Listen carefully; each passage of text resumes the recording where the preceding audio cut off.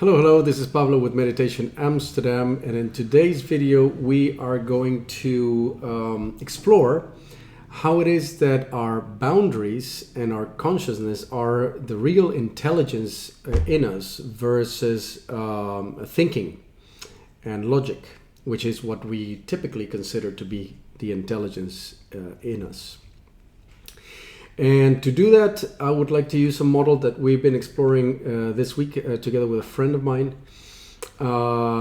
who is into the transformation of enterprises by seeing them as a living organism, which is a very interesting analogy.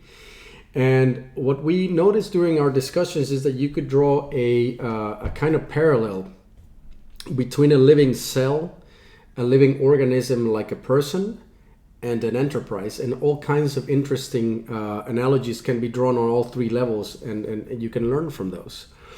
And one of the things that we were exploring was this whole notion of a cell.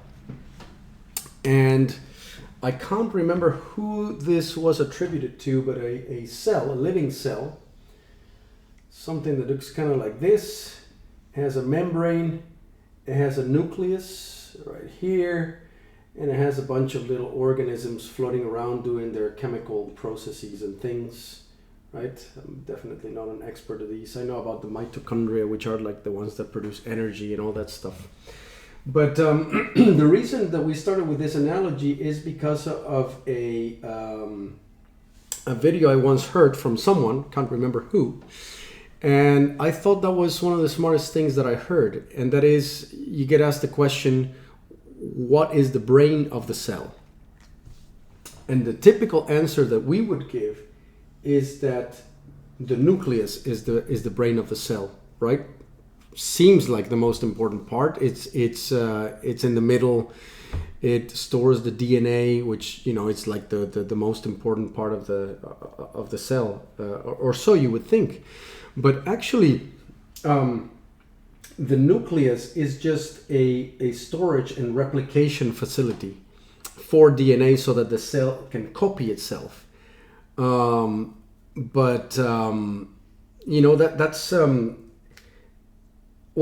It definitely requires a lot of processes to be carried out, and the storage of DNA is not a small thing, right? So it's very complicated. But you could see the nucleus as not a very intelligent thing, but is really a repetition machine, which does one thing very well, and that is to store the DNA and copy it properly, or try to copy it properly. But so the big punchline, or the big surprise in the question is, no, the brain of the cell is not the nucleus. That's just a repetitious thing. The brain of the cell is the membrane. Because the membrane is the intelligent barrier that interacts with the inside and with the outside on a constant, ongoing basis, and based on its intelligence, it decides what to let through. So there are things that are stopped at the gate, both from the inside and the outside, and there are things which are allowed to pass through in either direction. And as we all know, what to allow in or out is a matter of life and death for the cell. Because if a virus is allowed to come in, it can hijack the nucleus and start to replicate itself and kill the cell in the process and so on. So this whole analogy was really drawing our attention away from that sort of center that we consider to be so important because it has DNA in there and stuff. And to really focus on that periphery, where with the interaction with the inner and the outer world is happening at all times. So, if we were to take that analogy and try to apply it to a human being, you would notice that something very interesting happens, because we tend to believe that our thinking minds are where our intelligence reside. So in this analogy, this entity here would now be the human being, and this part in the middle is our thinking brain, right? or rather the thinking part of the brain. And we consider this to be the center of intelligence. But if we follow the analogy of the cell, you would come to realize that this is really just a storage machine for memory, right? Memory. And it uses the tools of, logic, hopefully properly, in order to take things that it's perceiving, storing in memory, combining them, making judgments about them, sort of dissecting a few, combining others, and whatever. So it's really kind of a mechanistic device. So it's kind of a tool. Thinking is a tool. And if we identify ourselves with that process, we are in serious trouble, because it's a process that can't really bring something new to bear. It's really a kind of combination and storage machine. But we tend to believe that this is the real intelligence. But if we subscribe more to what we're on about in let's say meditation Amsterdam, or what all the yogic traditions are trying to explain, they tell you no, it's your real intelligence is your conscious awareness. It's the point. It's when the rubber hits the road. It's when contact is made between our ability to perceive and things being perceived, both perceived in what we call the inside. So inside our body and inside our mind, and things perceived from the outside, which are things perceived by our senses. So that your conscious awareness is this ongoing exchange. It's the ongoing exchange of perception that happens all the time, and through which we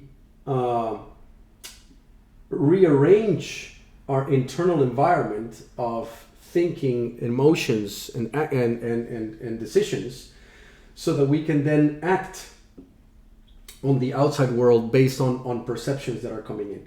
So that ongoing exchange of perceptions of the inner and the outer, and the harmonization between both is the real intelligence.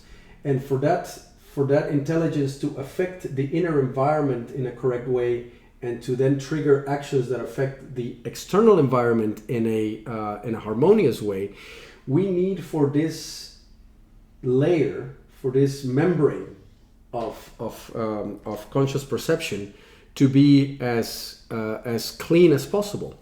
Which is why, in order to increase your intelligence, to really increase your intelligence and your health, you don't want, of course you want your logical mind and your logical thinking to be processing things correctly. And you want your memory, of course, to be storing things correctly. But really it's about, can you perceive those processes transparently, so that they are not just doing some random thing, right?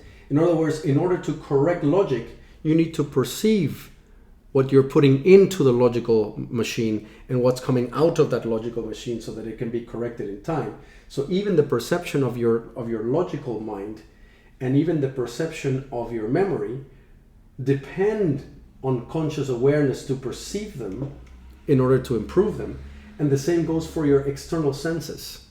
So ultimately it's this membrane of your periphery that is determining your level of intelligence. So this is this entire analogy is a let's say a kind of a plea, or a case being made for not obsessing so much about whether you are thinking correctly, or whether you are let's say whether you know enough, whether you have accumulated enough knowledge. It is more a plea for the refinement of consciousness. So the refinement of where the perception is taking place on a moment by moment basis, to clarify that, to clean that mirror or that lens of consciousness, so that perception is more and more refined over time, so that this, whatever is allowed in, whatever is allowed out, whatever is stopped and rejected from coming in or out, is becoming more and more intelligent over time. And so the decision to let something in or out, or to restrain things in that inny-outy traffic, is determined by the quality of the perceptual membrane. So that the more refined your perceptions are, the more intelligent you become. And because those perceptions are the one thing that clarifies whether the decision later is correct or not, right? And so this is it's an interesting analogy. I think it applies quite well for human beings as it does for a human cell. And it essentially means that what your focus should be at all times, if you want correct decisions to be made, is for perception to be correct. Correct perception leads to a correct decision. The decision is being made, if we think about the nucleus once again, and the thinking mind in the middle. This thing will make correct decisions if the perception is correct. It has no choice but to choose because this thinking and the whole thinking exercise and all this internal process of the mind is automatically happen based on perception. So your job is not to correct your thinking, the job is to correct your perception, so that it is refined enough and correct enough. Now, that being said, then the question becomes, how do you correct your perceptions? How do you refine your consciousness? How do you make that membrane of the self be more intelligent over time? And of course, that's where we have methods. So for example, you have the method of meditation. Meditate.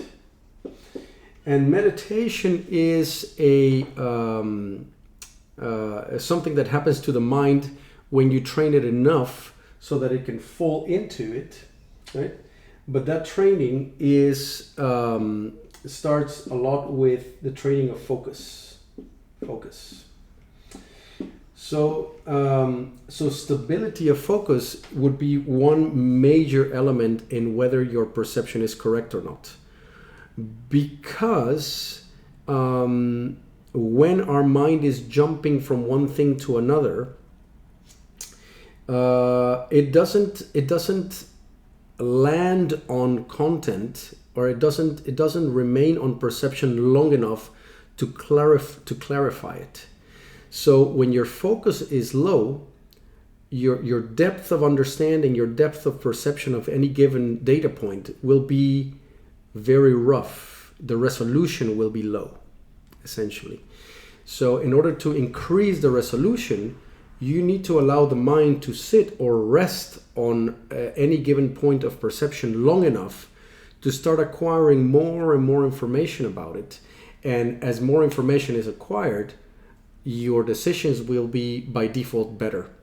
So I would argue, I've noticed that in my own business life, so in my own corporate job, what I've come to notice is that decisions make themselves. Nobody ever really makes decisions. Decisions make themselves. They are the logical outcome of the information that is available at that point. Now, that information may be data points, it may be analytical information, it may be the political circumstance in which something has happened, or the known outcome of this, the known political outcome of a decision, right? That also comes into play. But all that data comes into the mix, and the decision makes itself. It always makes itself. I've given up on trying to convince people of going in one direction or another.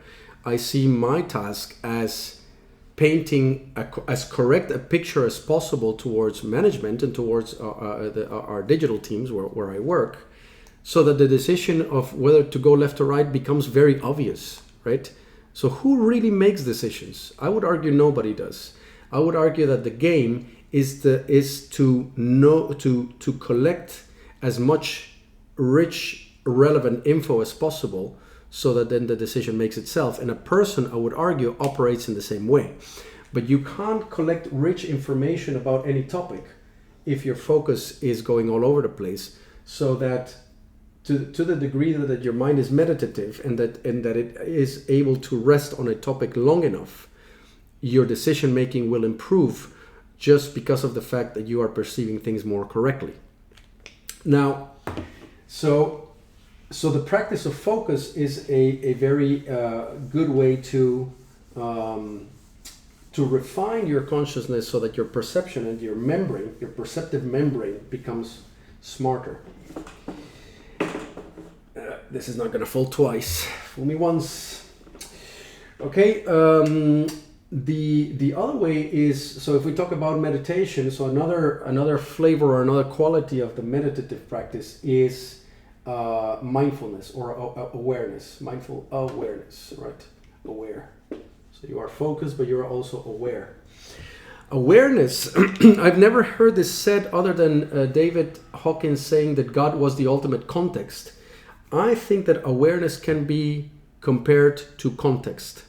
So that being more aware means being less linear in your perception, but being more round in your perception, meaning that you are taking... so focus gives you depth, awareness gives you breadth. So it gives you more context.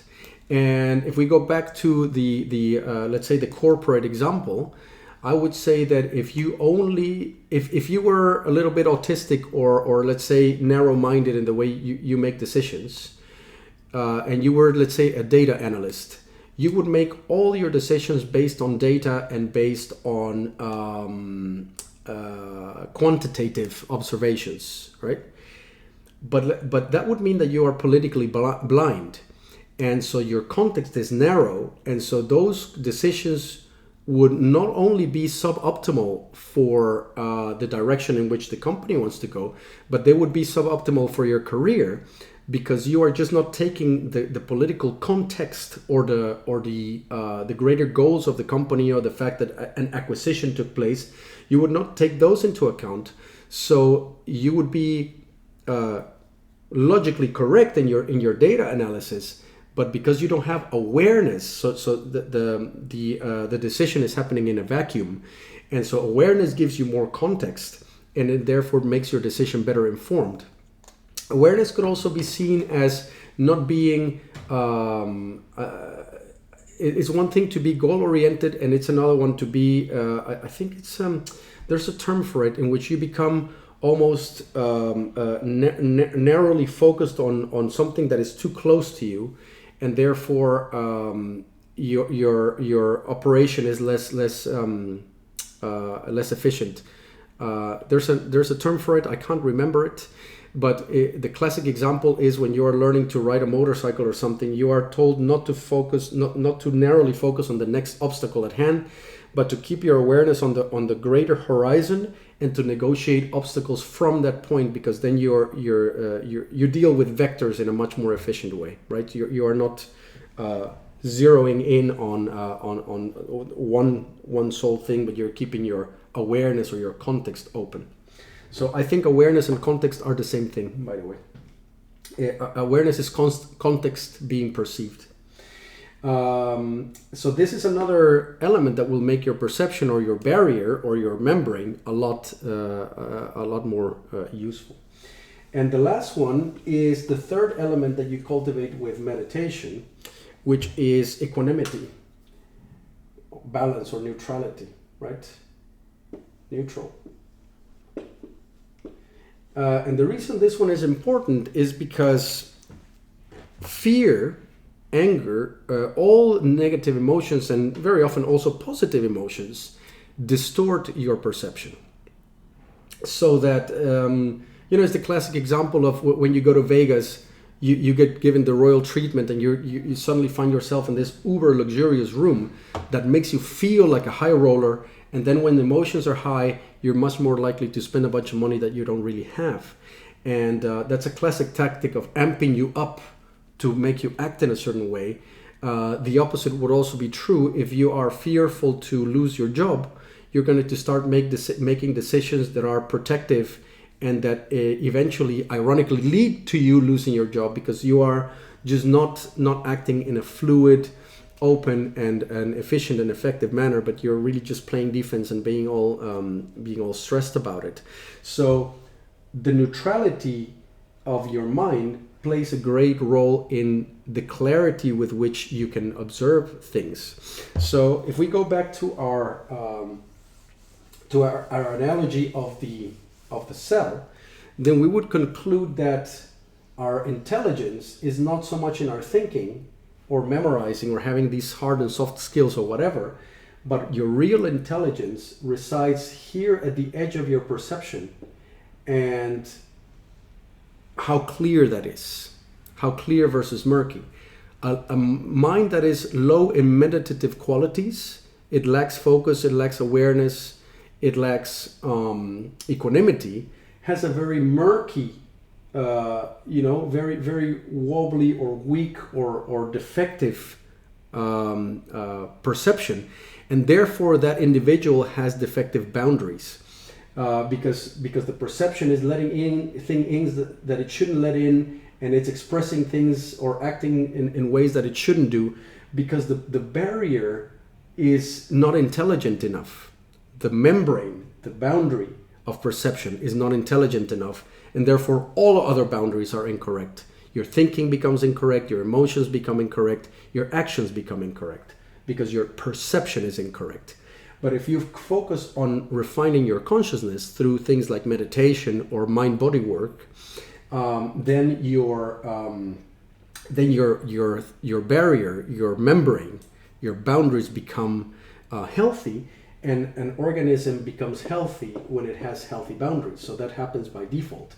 Therefore, our entire focus is on the refinement of consciousness, making perception ever more focused, ever more aware, ever more neutral, so that we can perceive things in a more refined way, and therefore take better decisions about what to let in, what actions to take, so that we can be healthier, happier, more effective.